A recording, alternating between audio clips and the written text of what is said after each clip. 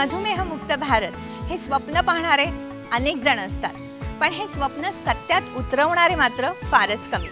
यापैकी एक अग्रगण्य नाव म्हणजे डॉक्टर रवी आचार्य यांचं। जाणून घेऊया त्यांच्याबद्दल आणि त्यांच्या कार्याबद्दल या डॉक्युमेंटरीतून।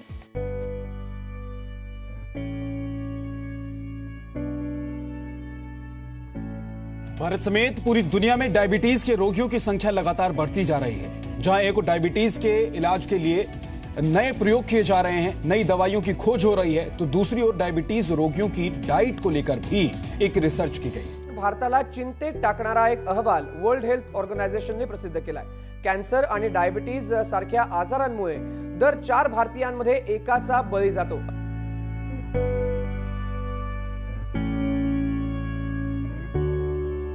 मधुमेह, डायबिटीज एका महाभयंकर राक्षसासारखा आपल्या समाजासमोर उभा आहे अगदी 24 तास। पण आताशा त्याची भीती वाटत नाहीये, कारण एक व्यक्ती गेली अनेक वर्ष सह्याद्रीच्या हिरव्यागार जंगलामध्ये फिरून या राक्षसाशी लढा देत आहे। अविरत चालू असलेल्या त्या लढ्याची ही गोष्ट आहे। ही गोष्ट आहे आपल्या दुर्दम्य इच्छाशक्तींना एका असाध्य व्याधीला नेस्तनाबूत करायला निघालेल्या आणि त्यात घवघवीत यश मिळवणाऱ्या एका अवलियाची। भारताच्या दैदिप्यमान आयुर्विज्ञानाची कास धरून निसर्ग देवतेची काही दशक साधना करत नव्या युगातील या मधुमेह रूपी असुराला चित करणाऱ्या रवी आचार्य यांचं नाव या क्षेत्राशी निगडित सर्वच लोकांमध्ये आदरानं घेतलं जातं।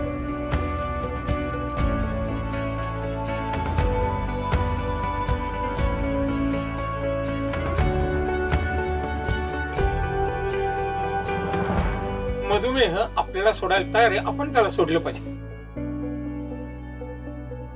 हे त्यांचं आत्मविश्वासपूर्ण वक्तव्य आपल्या सर्वांनाच एक नवीन आशावाद दाखवतं, हो ना? याच भीमाशंकरच्या जंगलामध्ये काही दशक मधुपर्णी नावाच्या औषधी वनस्पतीवर संशोधन करणारे डॉक्टर रवी आचार्य त्यांच्या संशोधनात यशस्वी झाले आणि सुरू झालं आचार्य आयुर्वेद फाउंडेशनचं शुभ पर्व। मुळात भारतामध्ये भीमाशंकराचे जंगल हे एक वेगळ्या पद्धतीचे जंगल आहे। या जंगलाला सदाहरित जंगल असं म्हटलं जातं, कारण हे जंगल हे 12 महिने हिरवगार असणारे जंगल आहे। आणि अशा जंगलामध्ये सापडलेल्या वनस्पतीपासून निर्माण झालेले ज्ञान हे खूप काही तिथे शिकायला मिळालं। किंबहुना तिथल्या वनवासी आदिवासी लोकांकडनं सुद्धा खूप काही शिकायला मिळालं। असे हे सदाहरित जंगल आहे। सर्वप्रथम आम्हाला मधुमेहाविषयी सांगा, आमच्या सर्व प्रेक्षक ऐकायला उत्सुक आहेत, हे सांगता येईल? मुळात मधुमेह आजार नाहीये किंवा रोगही नाहीये, ती डेफिशियन्सी आहे, ती उणीव ती 100% भरून निघणारी आहे।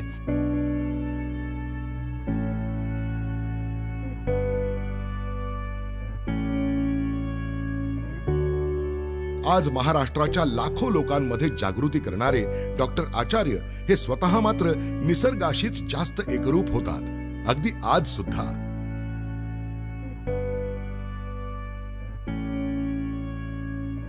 ही मधुपर्णी वनस्पती नक्की काय आहे?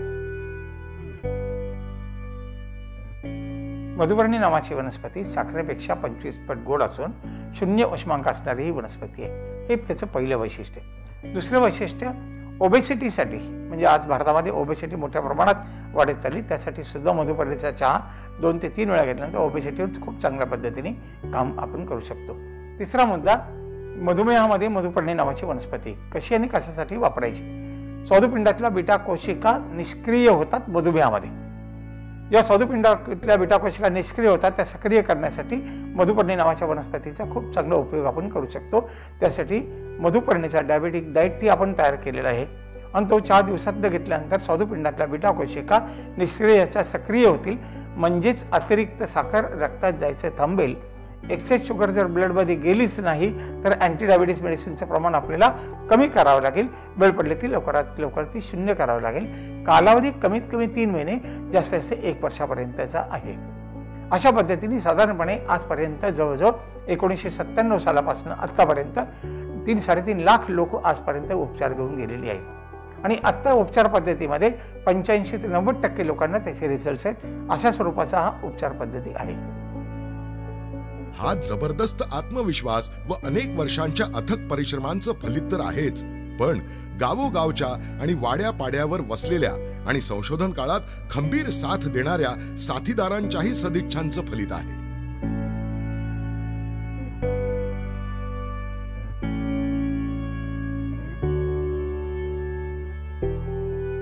एक 20 वर्षापूर्वी विद्यार्थी चळवळीतून डॉक्टर आचार्य यांच्याशी आपला संपर्क आला.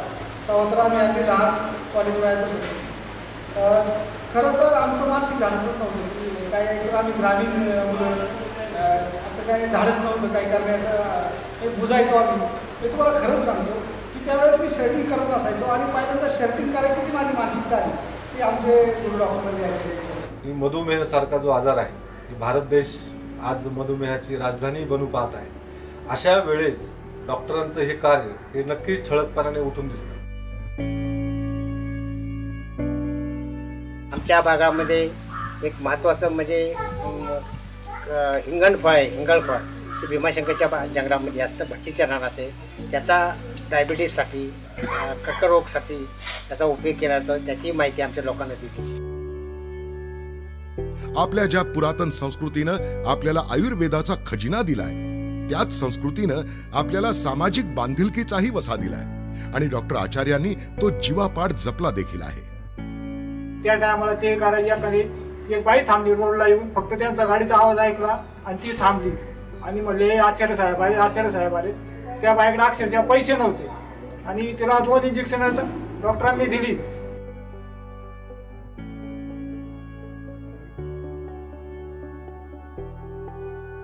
सर्वसामान्य लोकांना आयुर्वेद उपचार मिळावा आणि त्याचप्रमाणे आदिवासी लोकांना रोजगारही मिळावा या दृष्टीने आचार्य आयुर्वेद फाउंडेशनची स्थापना आपण केलेली आहे.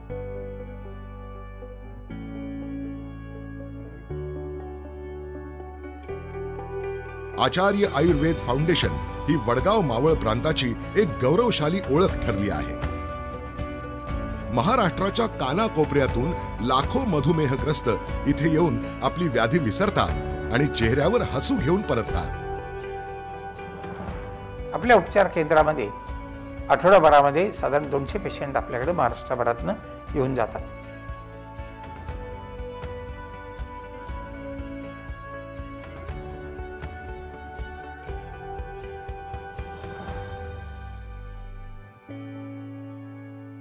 आपल्या उपचाराची पद्धत अशी आहे की अपॉइंटमेंट घेऊन आपल्याला यावं लागतं.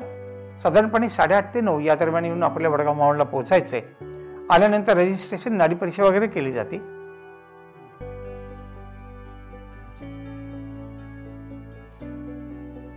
नाडी परीक्षा झाल्यानंतर साधारणपणे 3-3.5 तासाचे काउन्सिलिंग असतं. ते काउन्सिलिंग घेणं अत्यंत महत्त्वाचं आहे.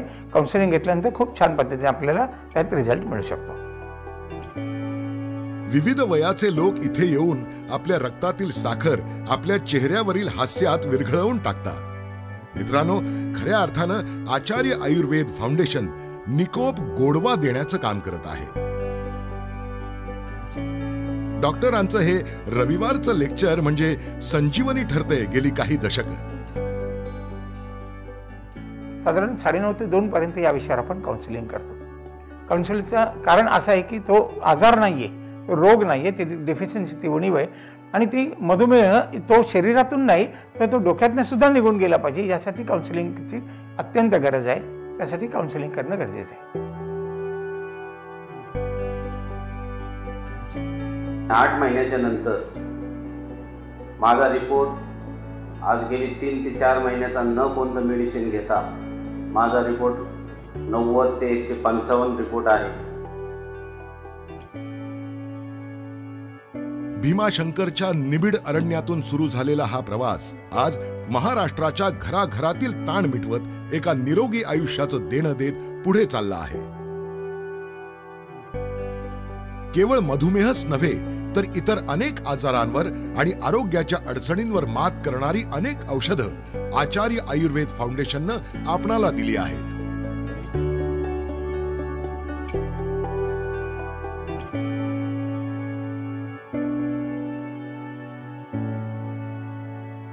फाउंडेशनमुळे बराचसा फायदा झाला.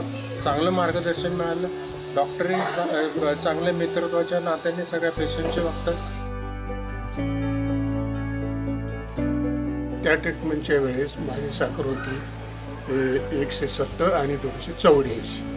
त्याच्यानंतर 2-4 महिने मी उपचार घेऊन आज माझी साखर आहे 106 आणि 184. 19 वर्षापासून मला डायबिटीस आहे. एवढ्या 7-8 वर्ष माझी शुगर कमीच होत नव्हते. ती औषधं घ्यायच्या अगोदर 300, 350, कधी 400 पण व्हायची. आता औषध घेतल्यापासून मला बराच फरक पडला. माझे रिपोर्ट आता एकदम नॉर्मल आहेत.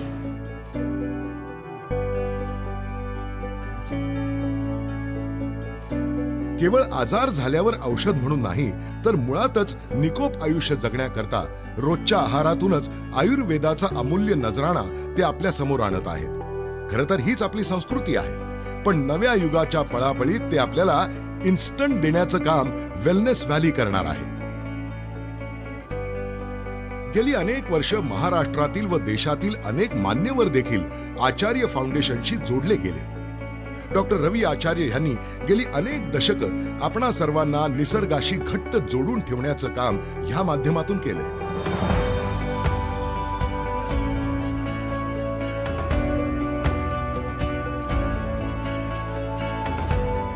आम्हाला देखील या हिरव्या कंच जंगलातून फेरफटका मारताना प्रत्येक झाडात, पानात आणि एका कणात लपलेली ही संपत्ती दिसली. त्यांच्याच नजरेतून आपण आता सर्वच जण त्या निसर्ग देवतेचे आभार मानत आचार्य आयुर्वेद फाउंडेशन आणि वेलनेस व्हॅलीच्या माध्यमातून आपल्याला मिळणारे तिचे आशीर्वाद जतन करूया. एका सशक्त, प्रेरणादायी राष्ट्राचं निर्माण करूया. आनंदानं जगूया.